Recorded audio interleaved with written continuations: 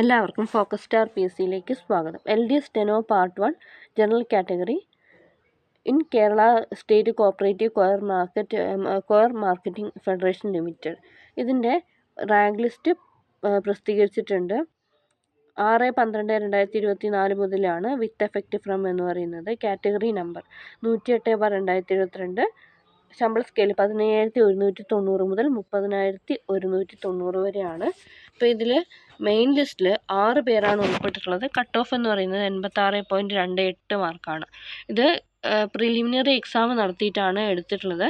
അപ്പോൾ അത് preliminary exam കഴിഞ്ഞ ശേഷം അതിനൊരു കട്ട് ഓഫും പിന്നെ ഡിക്റ്റേഷൻ ടെസ്റ്റ് കഴിഞ്ഞ ശേഷം അതിനൊരു കട്ട് ഓഫാണ് വരുന്നത്. അപ്പോൾ അതൊക്കെ എങ്ങനെയാണെന്നുള്ളത് ഒന്ന് ജസ്റ്റ് ചെക്ക് ചെയ്യാം. എത്ര മാർക്കാണ് വന്നിട്ടുണ്ടായിരുന്നതെന്ന് ചെക്ക് ചെയ്യാം.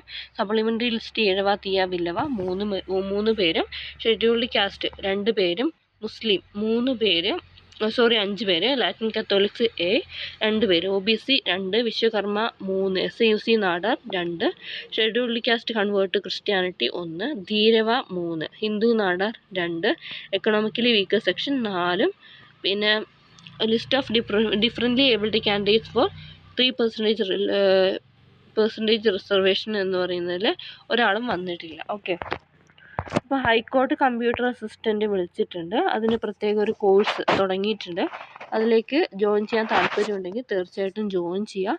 ഞാൻ ഫോൺ നമ്പർ ഡിസ്ക്രിപ്ഷനിൽ കൊടുത്തിട്ടുണ്ട്. അതുപോലെ തന്നെ നമുക്കിപ്പോൾ നോട്ടിഫിക്കേഷൻ വന്ന ഇൻസ്ട്രക്ടർ, പിന്നെ കോൺഫിഡൻഷ്യൽ അസിസ്റ്റൻ്റ്, അതായത് കമ്പനി ബോർഡ്, ഇതിൻ്റെയും സെപ്പറേറ്റ് കോഴ്സ് ചെയ്യുന്നുണ്ട്. ആർക്കെങ്കിലും താല്പര്യമുണ്ടെങ്കിൽ തീർച്ചയായിട്ടും എന്നെ കോൺടാക്റ്റ് ചെയ്യുക. ഇപ്പം തന്നെ പഠിച്ചു തുടങ്ങിക്കഴിഞ്ഞാൽ നമുക്ക് തീർച്ചയായിട്ടും ലിസ്റ്റിൽ ഉൾപ്പെടാനും ജോലി കിട്ടാനും സാധ്യതയുണ്ട്. ഓക്കെ.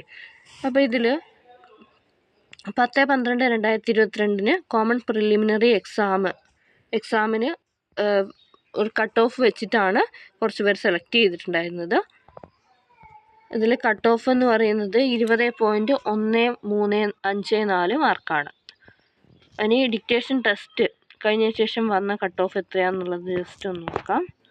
ഇതിൽ ഡിക്റ്റേഷൻ ടെസ്റ്റ് നടന്ന തീയതി 23/6/2023 മെയിൻ ലിസ്റ്റിൽ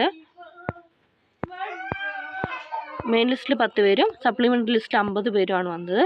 ഡിക്റ്റേഷൻ കം ട്രാൻസ്ക്രിപ്ഷൻ ടെസ്റ്റും കഴിഞ്ഞ ശേഷം വന്നിട്ടുള്ളത് 72.28 മാർക്കാണ് വന്നിട്ടുള്ളത്. ഓക്കെ. അപ്പോൾ ഇത്രയും കാര്യങ്ങളാണ് പറയാനുള്ളത്. Thanks for watching. Have A nice day.